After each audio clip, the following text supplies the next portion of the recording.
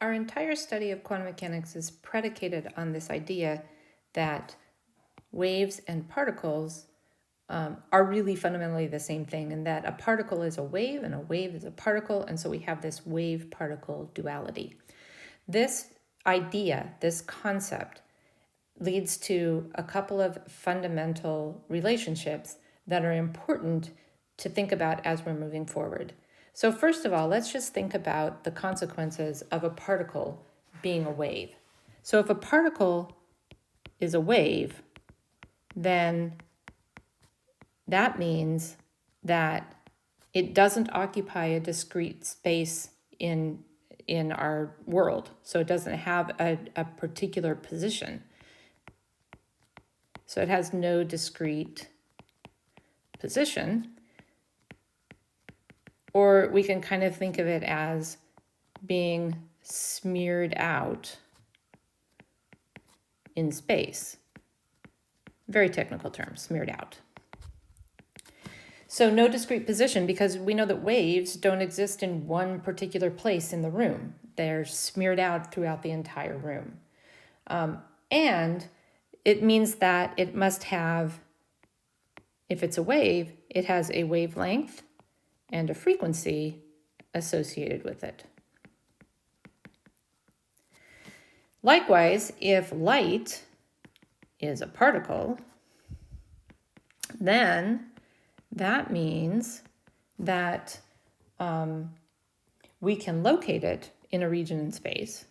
So it must have some region where it is located. And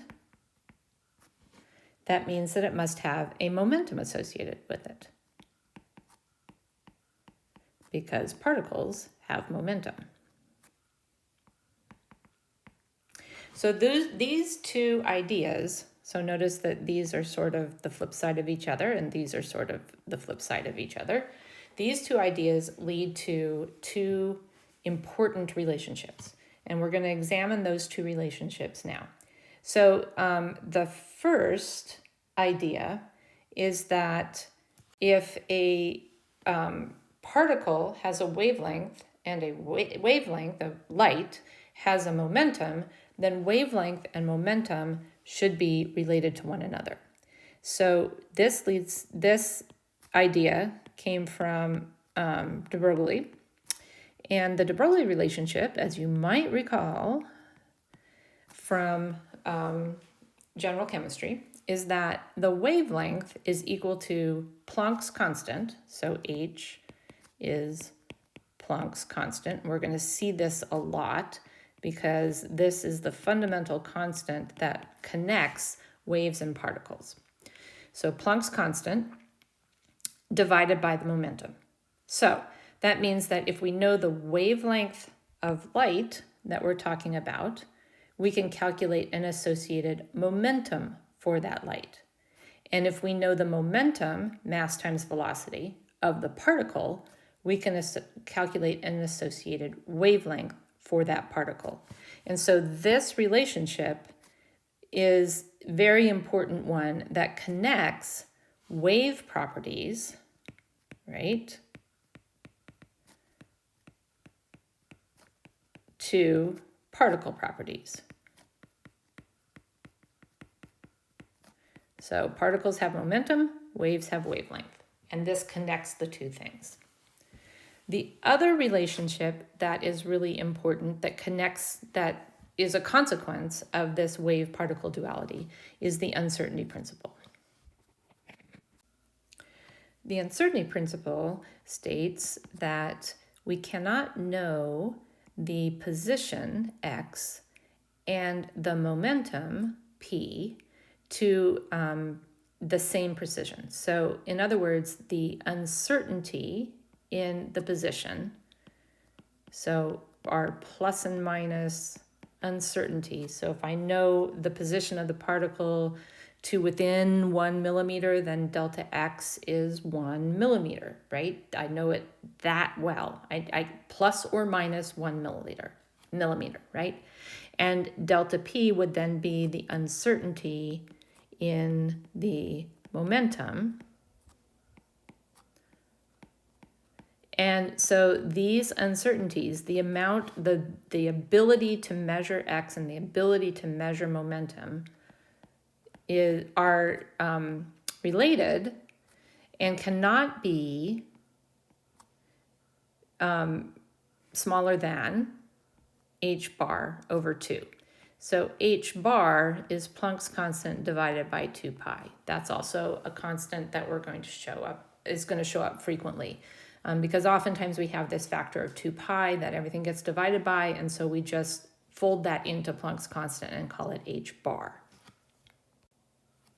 So these two relationships, de Broglie's relationship and the uncertainty principle, are important relationships for connecting waves and particles. Let's look a little bit more at the uncertainty principle and get a feel for where this comes from. The first thing we need to do is to think about how we actually observe things. And so if you think about some object that I'm trying to observe, I can only see, so let's draw a little eye here. I can only see that object if there is light that is bouncing off of the object and into my eye, because my eye detects the light that is scattered by that object. And so I have to shine light on an object in order to see it. So let's say that I have a particle in my room and I'm trying to measure, or maybe it's on a table, right? So let's put it on a table here. And I'm trying to measure where that particle is located on that table. So in order to do that, I'm going to observe that particle here. And I have to bounce light off of the particle that bounces into my eye so that I can see it. Now, it turns out that if you've ever used a microscope, you know that in order to see an object in a microscope, the wavelength of light that you're using has to be comparable to the size of the object, because if the wavelength is not smaller than the size of the object, then you're actually going to see diffraction off of that particle, and you're not going to actually see exactly where that particle is. You're going to see a diffraction pattern. And so in order for this to work, the wavelength of light has to be smaller than the size of the particle. Okay, so if I want to see this particle, and let's say that this particle is a hydrogen atom, so very, very small, on the order of 10 to the minus 10 meters, right? That means that I need a wavelength that is less than that size, right? I need a wavelength that's very, very small. Okay, so we know from the de Broglie relationship that if a particle has a wavelength, or light has a wavelength, it also has a momentum. And so the smaller the wavelength, the larger the momentum. Okay, so if I send light with a high momentum, with a lot of momentum, and bounce it off of this particle, it's going to move the particle. There's going to be a transfer of momentum to the particle. So the very act of trying to see where this particle is going to move the particle. And so depending on how much momentum I can transfer, the particle is going to move more or less.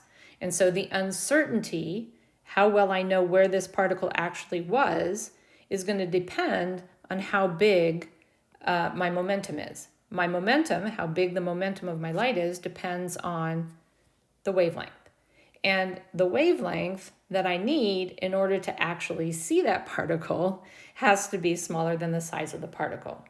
And so we run into this fundamental problem where simply trying to measure where that particle is changes its position, makes the position more uncertain. And if I try to get the position more certain by using a smaller wavelength, then I have more momentum, and the bigger the momentum, the bigger my uncertainty in the position. So this depends on the momentum of the light, which depends on the wavelength of the light, right? And so the more I try to measure the position with greater certainty, the less I know about it, because I have to use light of a higher momentum. And that leads to the fact that the uncertainty in the position is related to that uncertainty in the momentum. Because if the particle is at rest, I know that it has zero momentum, and I know exactly where the position is. If the particle is not at rest, if it's moving, then I'm not as certain where it is, and I also don't quite know what its momentum is.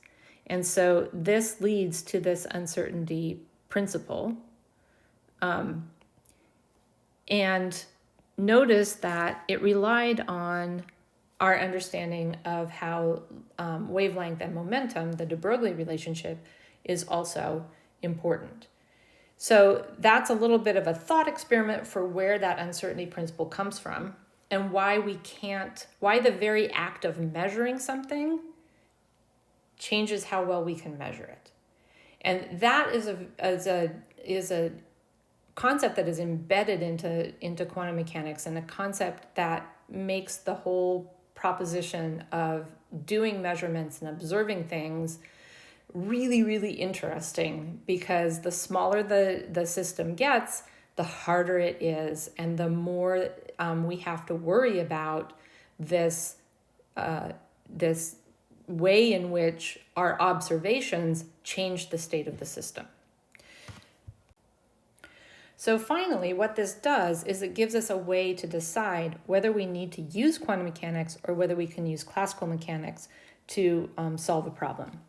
So in general, if the wavelength of the particle, the associated wavelength of the particle, is greater than or approximately equal to the size of that particle, then we're going to need to use quantum mechanics. If the uncertainty in the position of that particle is greater than or comparable to the size of that particle, then we're going to need to use quantum mechanics.